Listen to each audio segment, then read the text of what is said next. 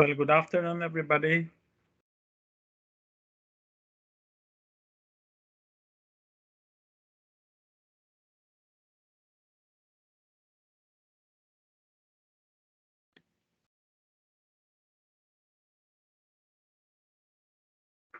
I am just trying to manage um, this session, so it's going to be my first attempt to use Teams meeting, but this is going to be your second session on market research. And so let us continue as what we started from uh, on the session on Tuesday. As you may remember, we were starting to discuss the topic of market research, the importance that it has. Why is it that we should conduct the market research? And especially those established business that already have a product, the market research generally focuses a lot in being able to determine what is the customer preference. And I was mentioning to you that the center of your market research basically is the link between you and your customer.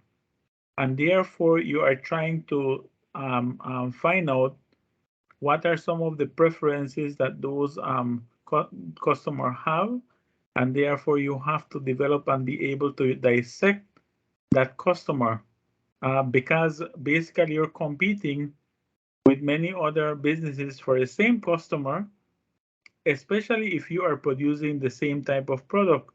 But also we understood that the customer also has um, certain attributes that you should be able to determine.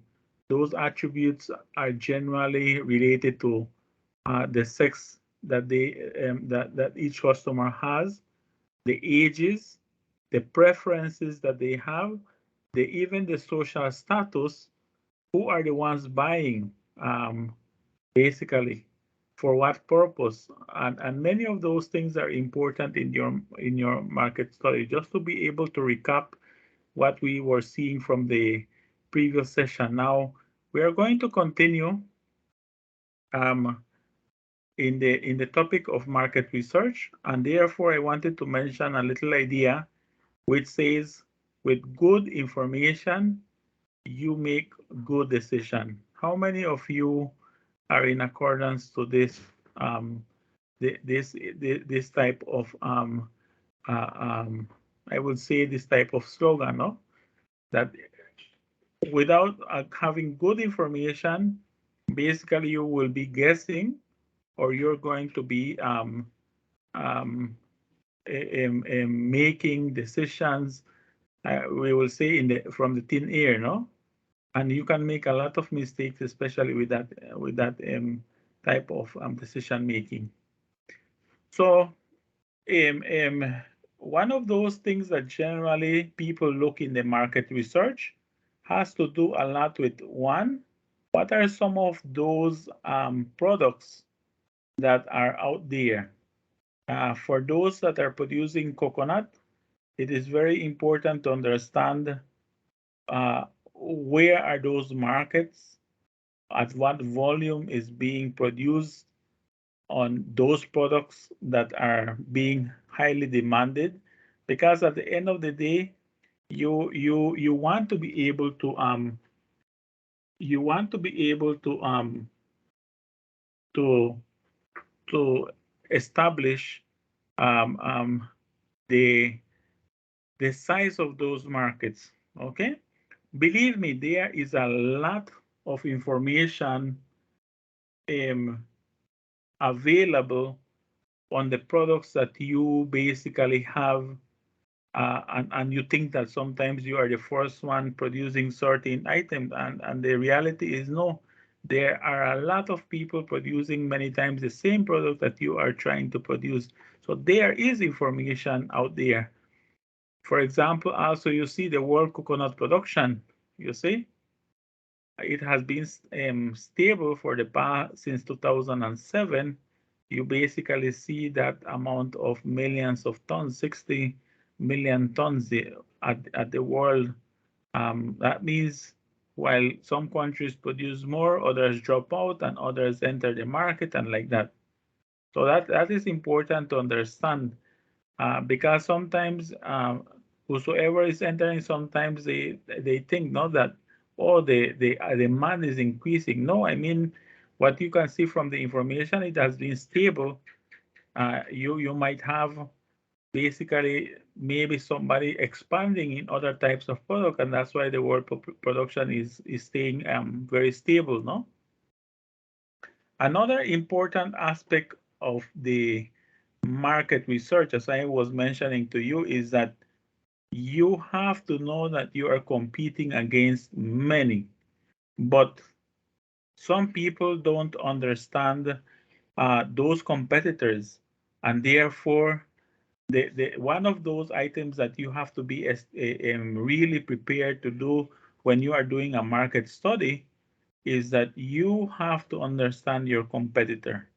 You have to understand that those people that are going to compete, many times they are producing very good product or they are producing very bad products. But you have to understand uh, that product, the size that they have, and therefore you need to know how much you are occupying within that market, what we call the market share. No, you have to also know the prices.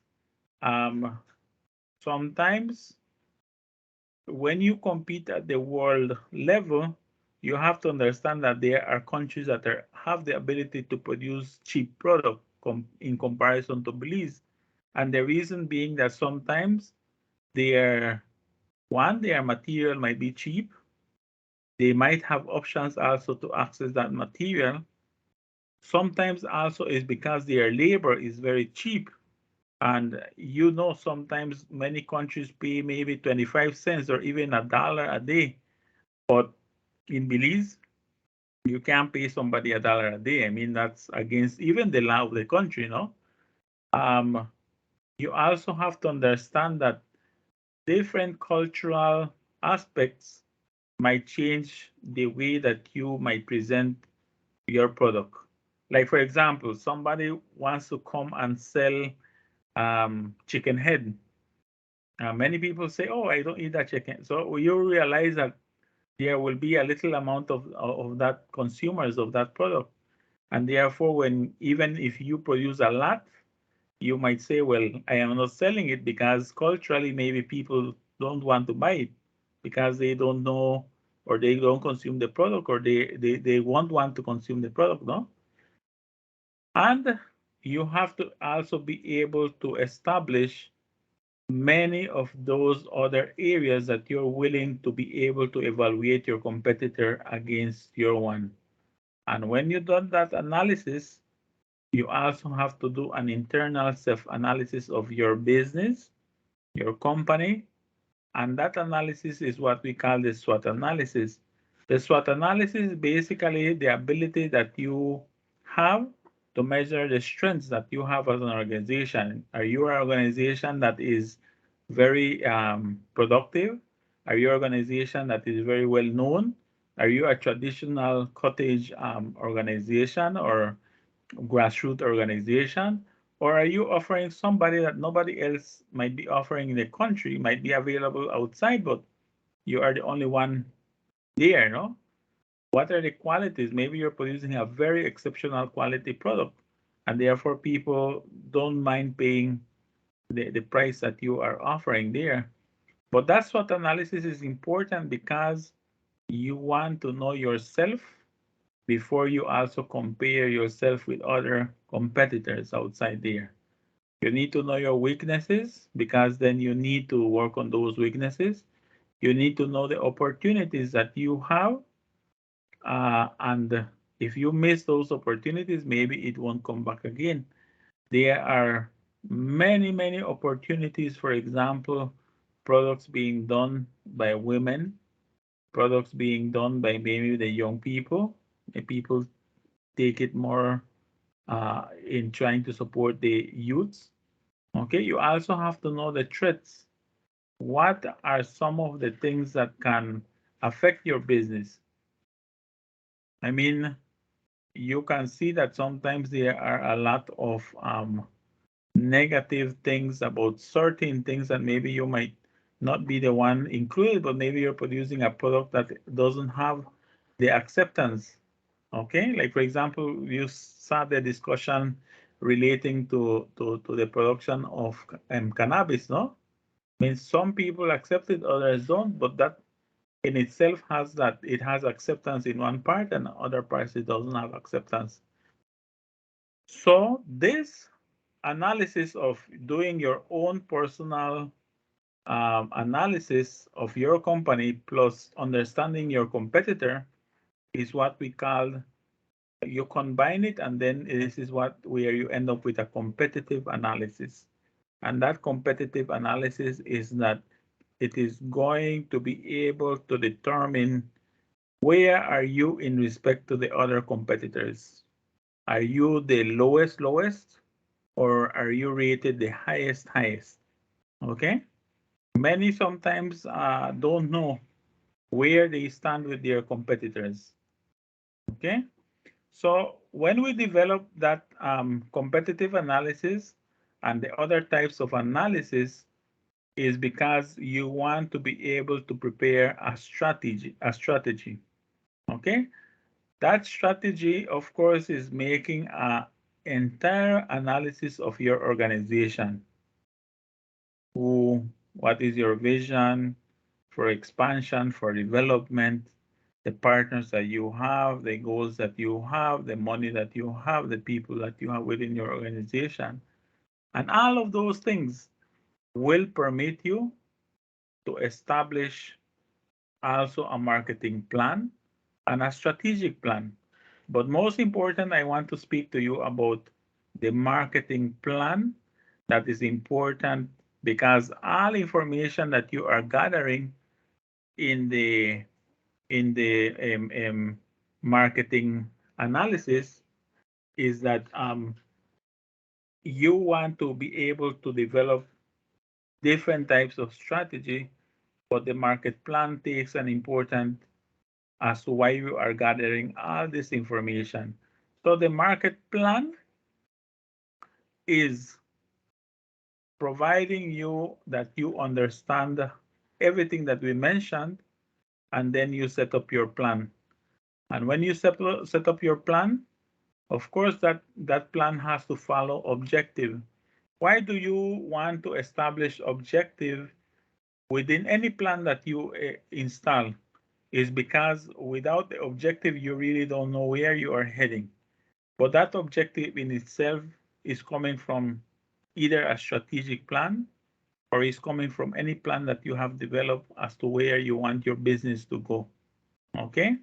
Those objectives are related to the revenue, to the profits that you are going to be targeting as an organization.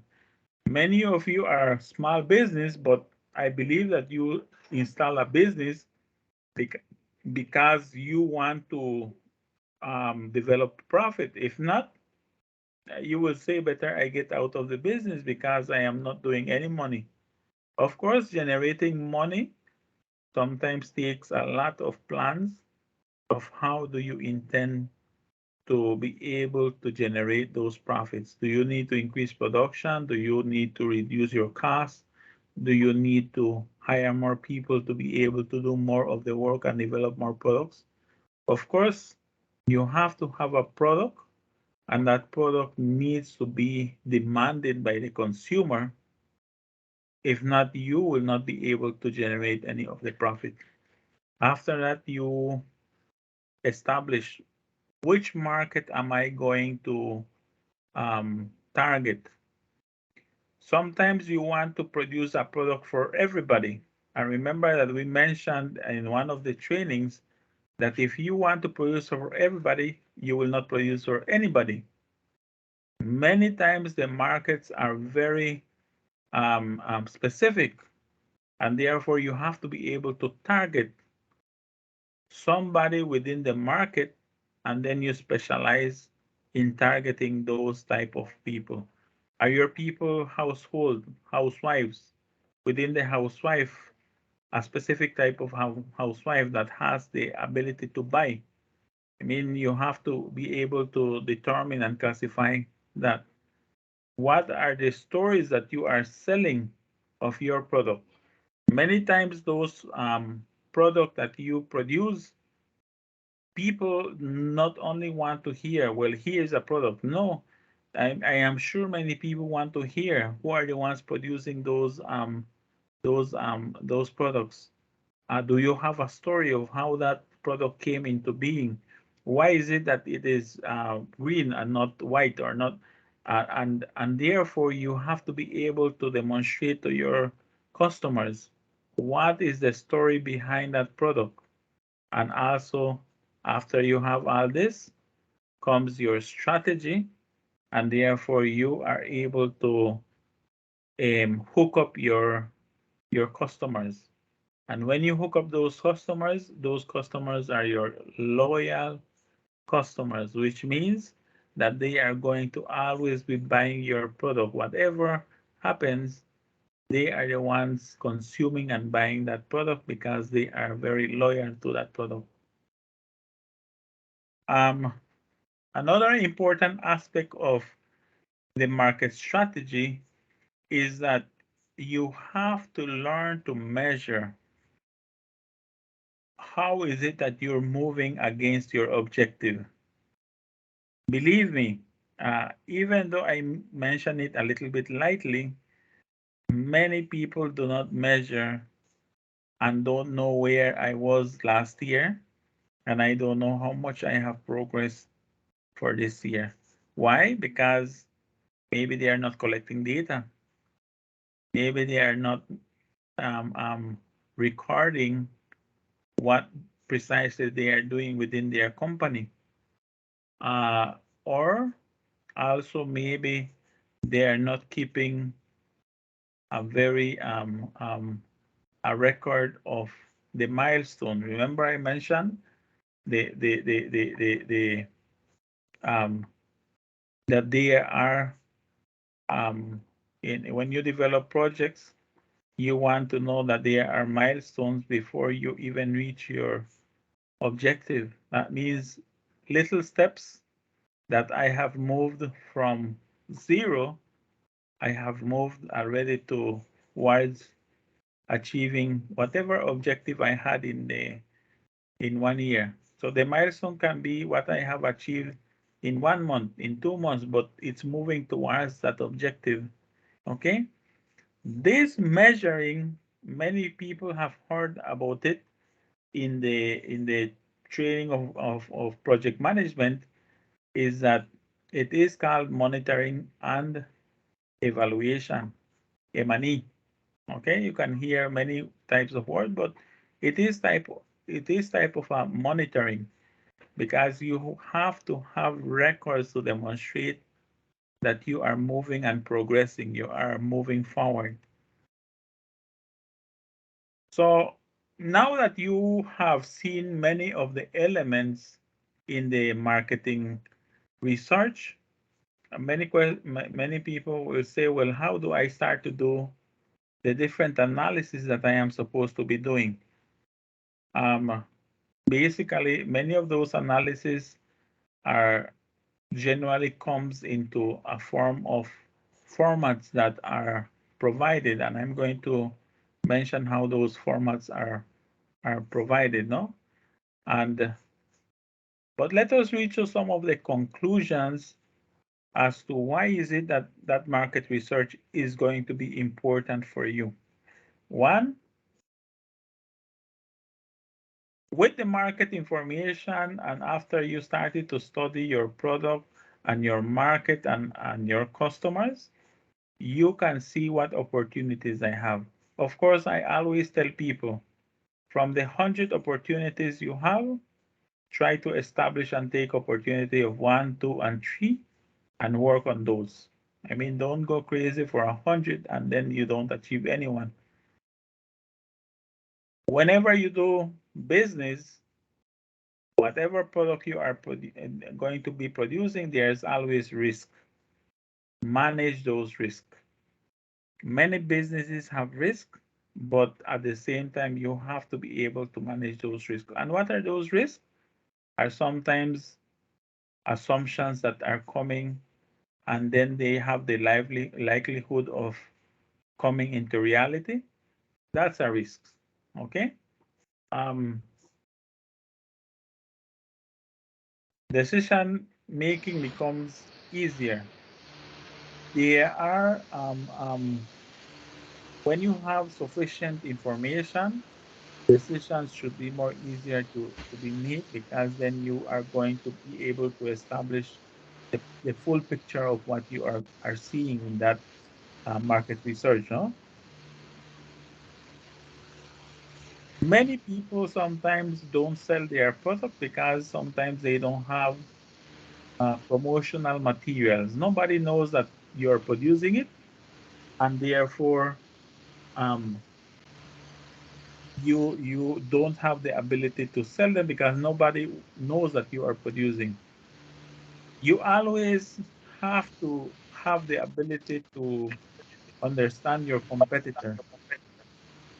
You always need to be able to compete in a very market driven process and have the ability to overachieve your competitor. If you don't put yourself like this, you're always going to be staying at the same level, and then you don't want to compete against nobody. You say, well, I don't want to compete against nobody. The reality is that you always are competing against somebody in the area of business. Of course, it has to be a fair competition, no? Always we want to be in fair competition. Always set goals for your business. Mm. In project management, I mentioned to you guys that goal setting is important, because if you don't know where you are going, anywhere that you go will be good for you. Okay? If you don't have the ability to say, I'm going to increase 10%, you're not establishing um, uh, any goal. Or I want to make my product better, better than it was last year, or better than it was 10 years ago. Okay. Another important aspect is you have to advertise when you are going to be doing whatever amount of product that you have available. You have to make it known, because in your mind sometimes you say, oh, people will find me. No, and people will find you if you have the right information circulating or being shared. Remember, many people also sell with word of mouth. It means that somebody consumed the product, they recommend you and tell you, oh, that person sells a good product. So everybody goes there, no? But the majority is that you have to be able to share information about your product. In the business plan um, that you have to develop as part of this process of the incubation, I wanted to share with you what are some of that information that they are going to be asking you, and the information that you need to have available from all the research that you do, and what is related to the marketing aspect. Okay. The first one is that the question that they will always ask you as part of your business plan, from the information that you're gathering from your research, is what the business does. What can you be able to pinpoint? We produce product A, B, C, D. What are those features of that product, and what benefit does that product provides? Some people produce many products, and therefore you have to be able to describe them. What makes the business different? Remember, I asked you that you are comparing yourself against your competitor. When you come and you tell me I am selling oil, is that oil that you're selling the most common oil or an oil that is very different than the rest? If you tell me it's going to be different, you have to tell me what's the difference. Okay? Like you cannot tell me, oh, my product is healthy, my product is organic. No, I mean, you have to tell me from the entire list of producers and competitors, these are some of the different things that you can look to my product and you say it's different. If you come and tell me it is the same product that others are producing and others are producing it better than me, believe me, I will not fund you. I mean, me, if I was the funder and giving funding, no? But if you tell me this product is unique because of this, then I can start to think and say, oh, this is something good and this is something where I want to invest my money, no? You also see there the 4D, the same thing that I was mentioning to you in respect to the SWOT analysis. You see, the business plan asks you within the marketing analysis that you have to describe, it asks you to give a SWOT analysis. Now, many people would say, oh, a SWOT analysis is going to be different. How I take and do a SWOT analysis many times is I take and I put in a column S, W, O, and T, and then I put and start to say my strength. What is my strength? Oh, all of us speak English. Maybe I'm providing a service for translation, no? Or all of us speak English, and that maybe is a strength. Or also, um, I have all the materials readily available near me, and they are just available. I mean, that might be a strength because the materials is available there, no? And then from there, I would extract what is the weakness in that area, what is the opportunity I have, and what is the threat that I face in the same area that I am describing. Okay, so I do it by elements then instead of trying to do determine all my strength, all my weakness. I do it in one area because many times you have strength in that area, but also that area might have elements of weakness or threats or opportunities, no? And the 5, market research. Trends in your chosen market are, you see, asking you, what are the trends? The trends is where is that product heading in the future? Yes, yes, go ahead.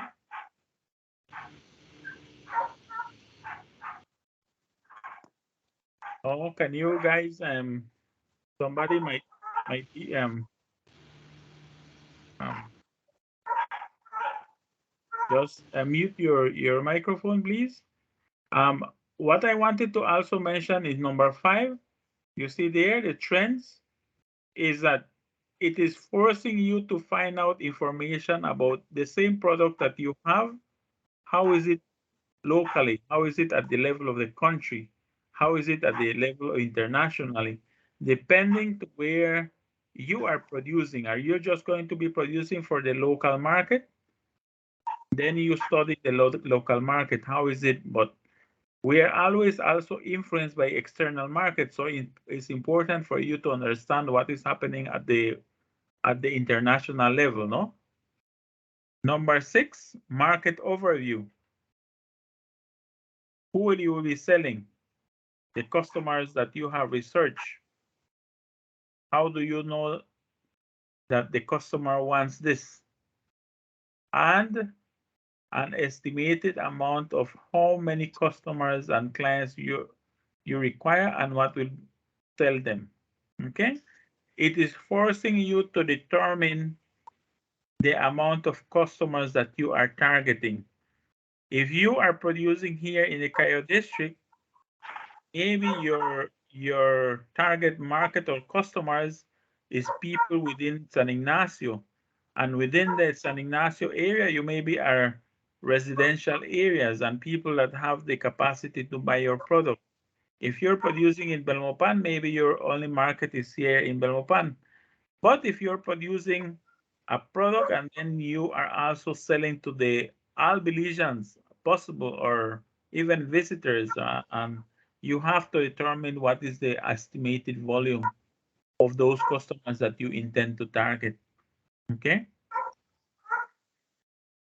Competitors analysis. Well, I mentioned to you guys that when you understand your internal challenges and also that of your competitor, that in itself gives you element that you are analyzing already your competitor.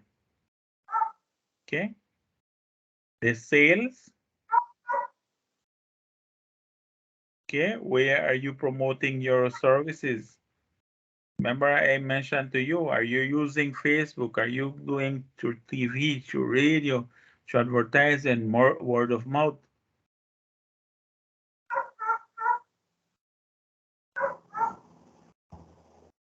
Pricing. How can you calculate your prices? Now, very important. Many people produce a product and then they put their price. But I always tell people, you have to know how much it's costing you to produce your product before setting up a price. Don't only set up a price because you hear, oh, somebody's selling this. Many people do that, no? I will produce a certain product, a bottle of of um of oil. People are selling at $60 a bottle or a pint or a liter, and then I'm going to sell at 14. But the question that I always tell people is, how much does it cost you to produce? Because your cost might be different from the one selling at $16. You might be producing it maybe at $17 and then you're selling at $14. You're losing money. Okay? How your prices compare with the competitor. If you are producing a product and the product has a higher price than the competitor, make sure that you have other features to that product so that you have the ability to sell the product. Okay? Reasons Excuse for the me, difference between your price and your competitor. excuse me, Dr. Mitsa, Yes? Yes, go ahead. Roberto here. Yes, Yes. I have a question. Let's say I'm producing a product, and then let's say I did my cost of production, and maybe my coconut oil is coming that I should sell at $14, but then to have a profit from there, right? So my cost to produce, let's say coconut oil is at 12.50, so I will sell it at 14 to do a profit from it. But then let's say in the market the the price is at 12.50. How would I work to sell my product in the market if there is a standard price that people are paying for that product? Because sometimes people go by what others are selling, so it spreads like wildfire, and everybody just wants to pay 12.50. How do we would work to get our product sold at our cost of production? That's my question. Yeah, I think it's a very valid it's a very valid uh, question that you have, Mr. Khan. And you see, whenever we have a situation like that, the first item, let's say I'm already an established competitor in the I'm a well-established competitor in the business. The first item that I look at is my cost of production.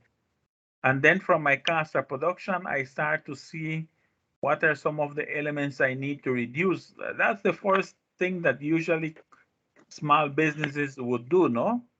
That's one. Two is that sometimes people also take the ability um, um, instead of increasing my price, I will then repackage. Instead of being a liter, I will then start to develop a small bottling that is maybe 80% of that liter, no? And then rebrand it then. Or you also need to add any other feature that make you different. I'll give you one example. Many people are sometimes buying coconut oil in the liter, but when you start to see their prices, let's say it's 12.50, and they have no brand, they have no ticket, they have no uh, who is selling it or producing it, no? And the first thing I would do as a vendor is I would create a little advertisement and say, this is my product with a certain feature, and the other ones might be mixed. I'll tell you one example I'll give you is that sometimes people that sell cheap coconut oil is because they are adding sometimes 1 to 3, 50% mixture, and the rest is coconut oil. And then therefore they have the ability to sell cheaper. But that's where the quality assurance and the marketing plays an important role. The first thing I would do is start to advertise and say, hey, my one is 100% coconut oil. The other ones are mixed. And you will see the reaction of the market and say, people will say, oh no, then we will go with the one advertising with 100% coconut. Another feature is adding that there be somebody to authenticate your product. That's why many countries use what is called certification of the product. You have to find a way to certify your product, and then it starts to gain more value because of that certification. These are just some of the things, Mr. Khan, that I can rapidly think, no?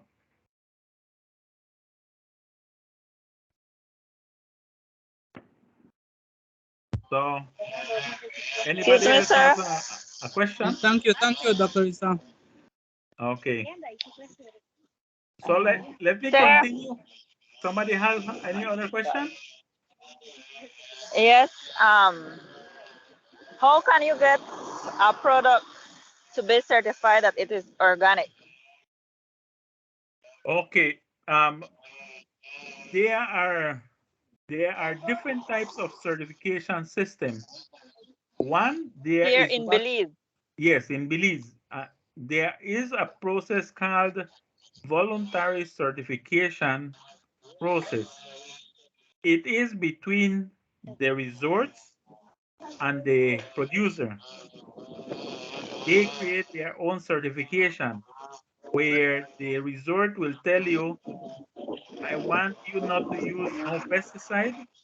I want you to visit you every time that you are harvesting and producing, and I will do a voluntary checkup on you every time that I can, that I feel that I need to visit you. And then the resort provide you that certification that this is my product. And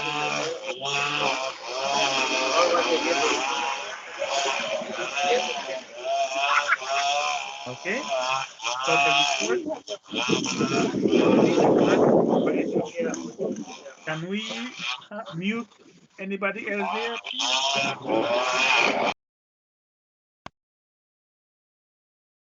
Okay, so this is what is called a voluntary certification process, where the resorts or anybody buying from you It's not forcing you, but you have a voluntary certification, and they then establish their own parameters that they recognize as organic. Okay? The second one is called a third party certification system, where you have to bring people from outside to do the evaluation, like USDA, like uh, Global Gap, like organic certification from many other countries, like kosher certified. Um, the Japanese have their own type of certification. The EU have their own. These are what they call third-party certification, where, especially if you're producing for their markets, they have to send inspectors that they ensure that from the start up to taking the product to them, they ensure that you are using all organic process and products in their item. There are another type of certification, which is a national certification from a competent authority, like in this case, Baja.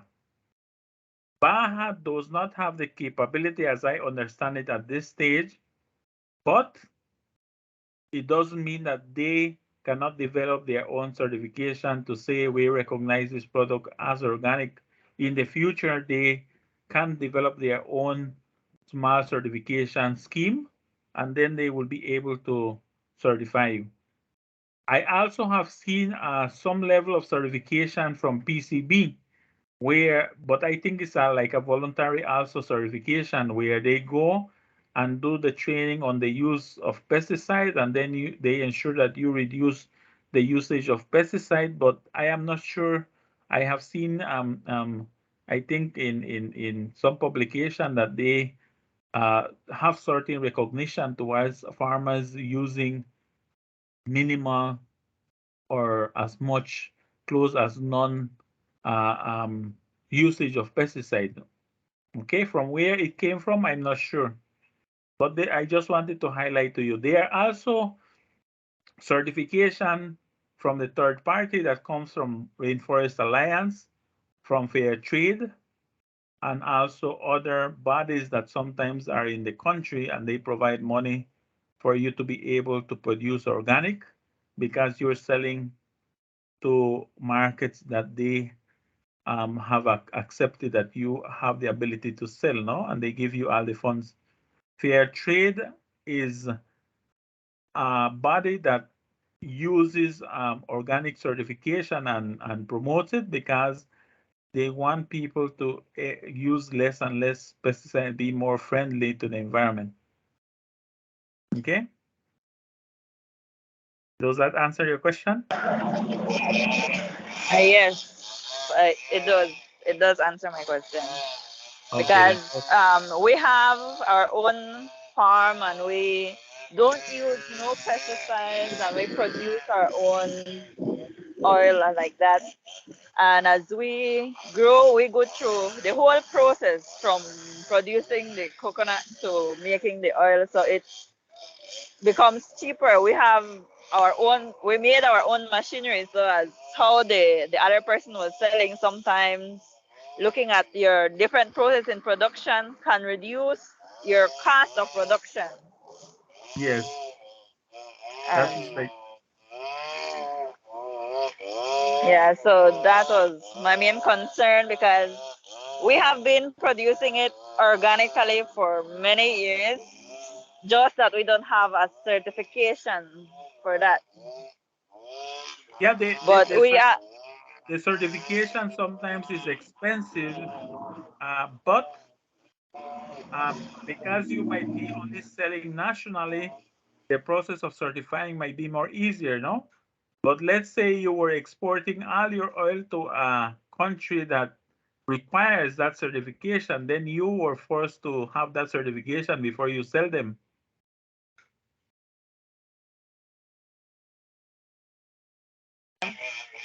well, thank you, sir, because it's only nationally that we sell. Yes. But Okay. Thank um, you very much. as part of this training, also it's important to see whosoever is your mentor and consultant assigned let us you can request them to be able to provide you the elements to certify, because if you're keeping a record of everything that you're telling me, certification becomes more easier.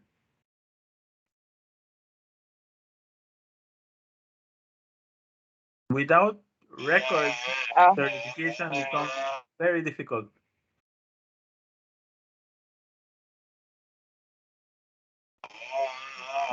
well, it's a more like a family business, so the record keeping is not properly done. Well, that is an area that you guys That might that have is to that is strengthen. one of, Yes, you might have to yeah. strengthen that area if you want to certify. Okay. And I tell you because I basically I'm a certifier, no, in the area of organic, but Belize hasn't developed our certification scheme yet.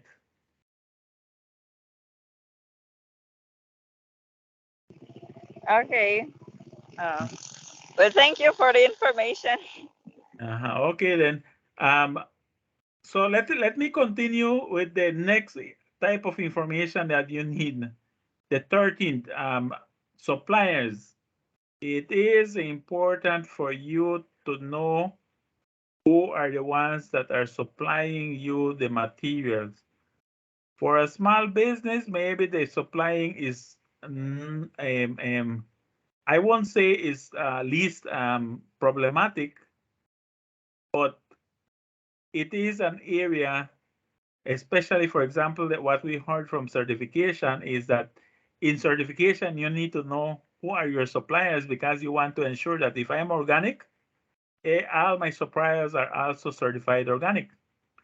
Like if I am organic and I buy from somebody that is not producing organic, my whole process is already decertified. I mean, because I introduce a supplier that is non-organic. Okay? In the area of producing a very good quality, I think those ones producing like Donna producing soap, she understands the importance of having good suppliers that provide you the coconut oil that can then be used in the process of soap making. If she makes an error there and somebody sells her mixed oil, her soap is not achieved to the quality that she wants. So she's going to be losing business and she will be losing clients. And she, I think, at one moment can share more about it. No, I also think that in the area of supply, it is important to understand the cycles. I mentioned to you guys that you form part of a value chain. If I don't control all the value chain and I depend from somebody else, and that somebody else is affected, and that delays my process, I at the end up losing. The ones at the upper chain start to lose that ability because the customer becomes frustrated. The customer doesn't like the end product that is being obtained, the timeliness of that product, and many other things that happen. Equipment, as the person also mentioned, in any business where you introduce equipment, the process can be more cheaper because then you're able to produce more. But you also need to understand that when you have equipment, you also need to have people that manages those equipment more efficiently. If you don't, you can have a hazard, you can have a problem, and you can also be losing a lot of fingers in your processing process. Managing risk, you always have risk in a business, but the more you have the ability to reduce those risks, the better you have to produce a very better product that is cheaper. The higher the risk, the more expensive the product becomes. And that's it, guys. As part of my market research, that's what I can share. I don't know if you have any question. We can leave at least 5 more minutes for any questions that you have, or we have 2 minutes and a half. Any question?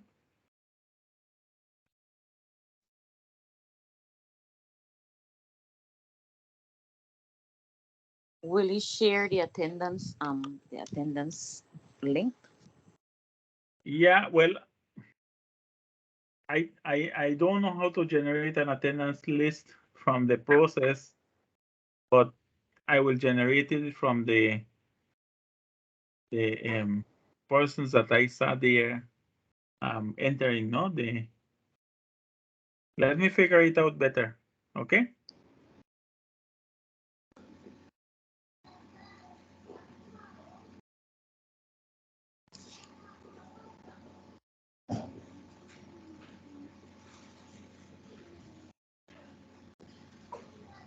Okay.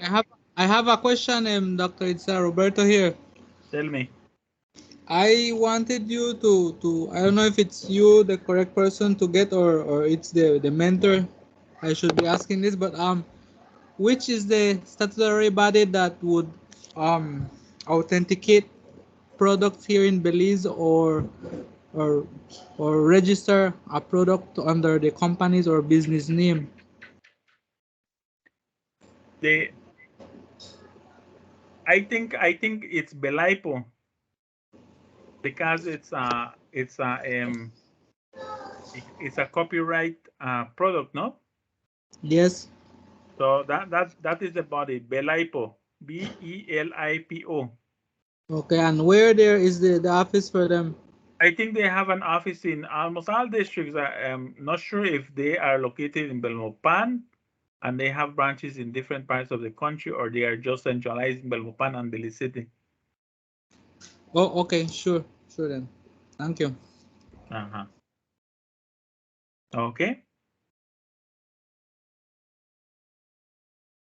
So guys, if you don't have any more question, I want to give you thanks. And in any case, we'll be sharing the attendance sheet. Just remember you are attending the 2 sessions, okay? Thanks very much.